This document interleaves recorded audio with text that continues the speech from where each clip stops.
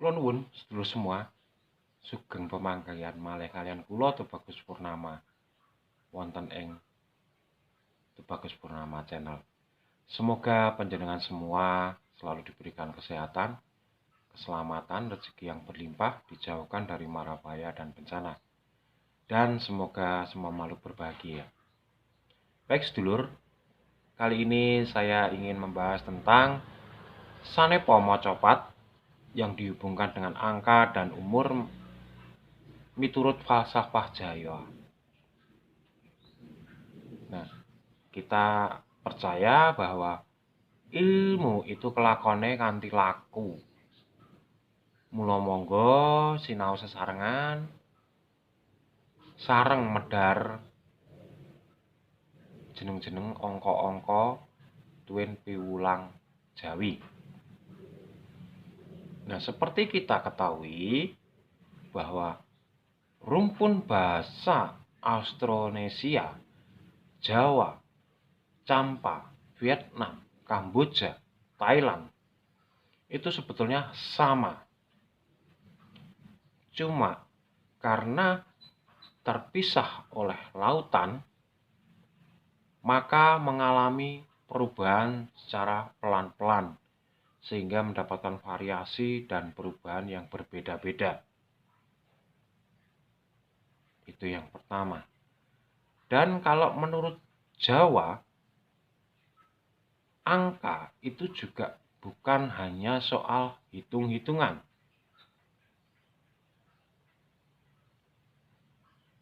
Tetapi pengucapannya atau asal pengucapannya itu terkait dengan sangkan paraning dumadi. Atau berawal dari 0 sampai ke angka yang tertinggi. Yang tidak terbatas. Kalau menurut Pythagoras, number is ruler of universe. Jadi angka itu adalah aturan dari universal atau alam semesta. Menggambarkan sistem alam semesta. Jadi bagaimana kita penyebutan angka? Nah, ini berkaitan dengan macapat juga. Dan macapat dikaitkan dengan umur manusia. Dari lahir sampai ke meninggal. Jadi sangkan paraning dumadi. Mungkin pernah saya jabarkan di episode-episode awal ketika saya membuat channel ini, tapi bisa kita ulang kembali. Dengan yang pertama, tembang macapat digambarkan Mas Kumambang. Itu adalah angkanya 0, artinya belum lahir. Nah, dari belum lahir ini kita sudah dipenuhi roh sampai pada lahiran. Siap lahiran itu secara fisik dan rohnya sudah jadi, sukmanya sudah jadi, tinggal lahiran. Nah, kemudian angka 1 digambarkan pecah telur. Ini dimulai dari lahiran sampai umur setahun.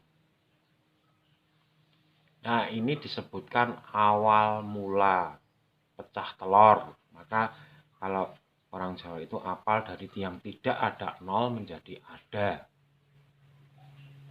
Lahiran. Dan ketika 7 bulan itu ada acara tedak siteng di Jawa.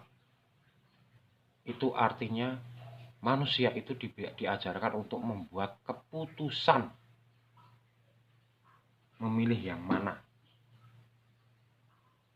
Nah, itu acara tedak siteng itu sebetulnya dari sejak kecil itu dibina untuk membuat keputusan. Karena keputusan yang dibuat ini akan berefek atau berakibat, berdampak kepada keputusan-keputusan berikutnya. Dan manusia harus selalu mengambil keputusan.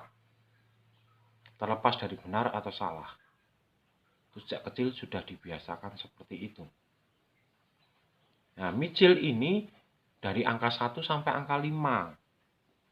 Jadi dari tahun pertama, tahun kedua, ketiga sampai kelima. Makanya sering disebut golden age atau usia emas. Dari 1 sampai 5. Kemudian di tahun kedua, ini sudah dibiasakan untuk materi yang bersifat dualitas, menghadapi pilihan-pilihan. Misalnya suka makan bakso atau mie.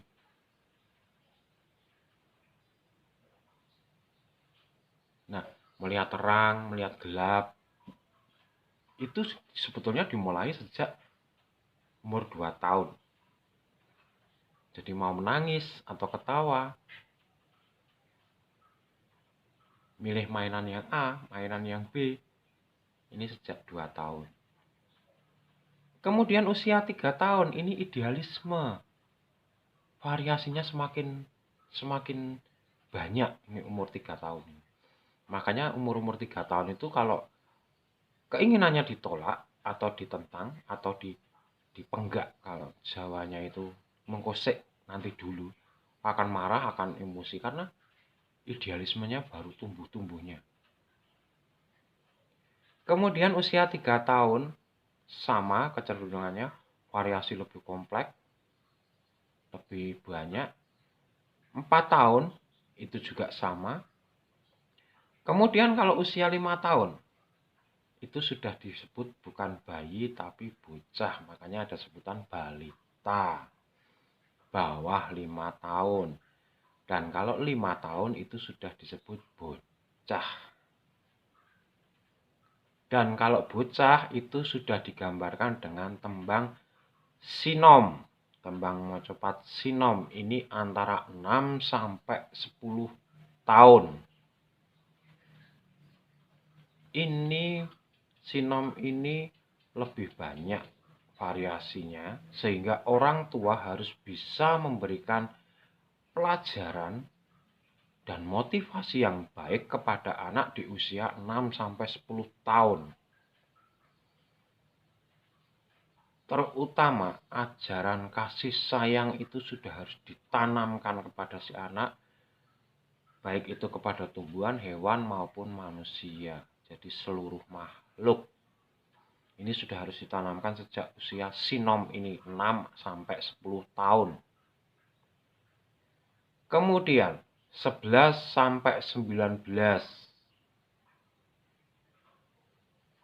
Ini digambarkan dengan tembang kinanti. Kinanti itu tuntunan dan kanti, dituntun dan dikanti, dibimbing. Sama, ini harus unsur welas asihnya lebih banyak. Makanya disebut sewelas. Sewelas itu ada unsur welas, kasih sayang, welas asih. Nah, sampai umur 19 ini anak tidak bisa dikasari, tapi dituntun. Dituntun ke fase pemilihan ilmu-ilmu yang nanti akan menentukan masa depannya. Yang sesuai dengan keinginan si anak sendiri dan jiwa serta jati diri si anak.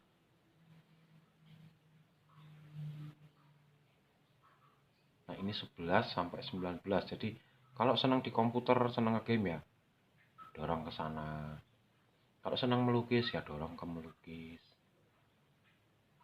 Tidak bisa dikasari.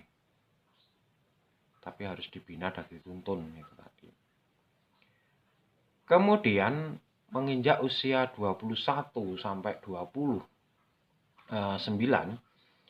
itu digambarkan dengan tembang Asmarandono. Nah, kenapa 21 tidak disebut loro siji atau 21 tapi selikur? Nah, selikur ini artinya linggih kursi. Ini adalah rata basa. Nah, linggih kursi ini adalah mulai merintis profesi. Jadi kalau orang Jawa itu umur 21 sampai 29 itu linggih kursi selipuran, lolipulan. Itu untuk menata profesi, merintis profesi. Nah, godaan yang terberat adalah percintaan. Makanya ada tembung asmara dono. Yang diperlukan adalah fokus dan ketekunan. Jadi kalau misalnya bekerja di perusahaan A, ya fokus, tekun. Nanti jabatan akan semakin tinggi. Kalau mulai wira swasta, ya buka wira swasta dengan kesabaran, dengan ketekunan, rajin. Tidak akan lama, pasti akan mapan. Nah, di tengah ada gambuh atau umur 25 yang disebut selawe. Kenapa selawe? Selawe itu rata basanya senenge lanang lan wedok. Umur ideal untuk jumbuh dan nyawiji atau pernikahan. Maka di Jawa itu rata-rata pernikahan di usia 25. Dan secara ilmu pengetahuan, ilmu biologi juga kecenderungan persiapan mental dan reproduksi dari orang laki-laki dan perempuan adalah umur 25. Kalau di bawah itu belum siap. Jawa sudah memakai itu. Jumbuh atau nyawiji, umur ideal pernikahan. Kemudian 31 sampai 39 ini digambarkan dalam mocopat dandang gulo. Dandang gulo ini fase sandang, mencari sandang, pangan, papan, kemapanan sosial, dan meningkatkan kapasitas pribadi. Ini usia 31 sampai 39. Kemudian umur 41 sampai 49 itu digambarkan dengan tembang durma. Durma itu dharma. Jadi kalau usia 31 sampai 39 itu memikirkan kapasitas pribadi, kalau usia 41 sampai 49 itu memikirkan untuk berguna bagi orang lain. Jadi lebih keluar. Apapun.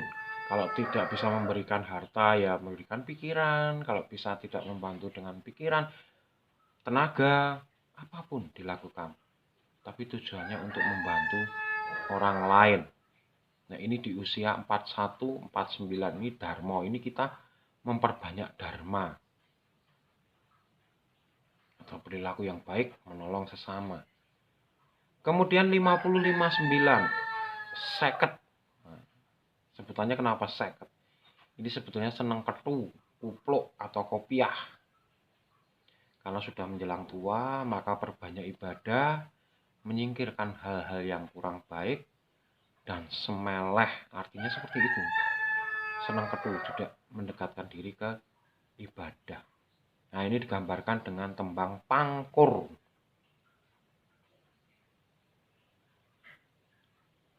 Nah, ketika 60 sampai 69, namanya sewidak. Kenapa sewidak? Sedak siji, sedak loro.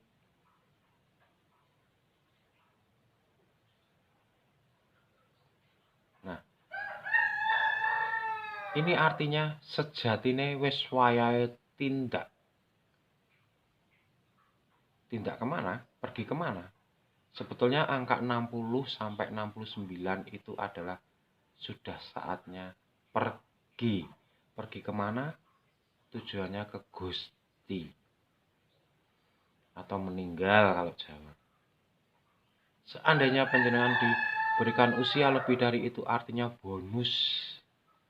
Panjenengan masih harus memperbaiki dan gunakan waktu sebaik-baiknya di usia sedemikian. Nah, ini gambarannya tembang pangkur. Kemudian tembang megatruh, itu pisang nyawa ketika kita meninggal. Itu ditandai dengan tembang megatruh, itu pisahnya nyawa sukma kepada raga, dan sukma nyawa kembali ke Gusti, raganya tinggal ke bumi sehingga membusuk dan hilang. Kemudian yang terakhir digambarkan dengan macapat pocong. Itu artinya nyawane wis balik.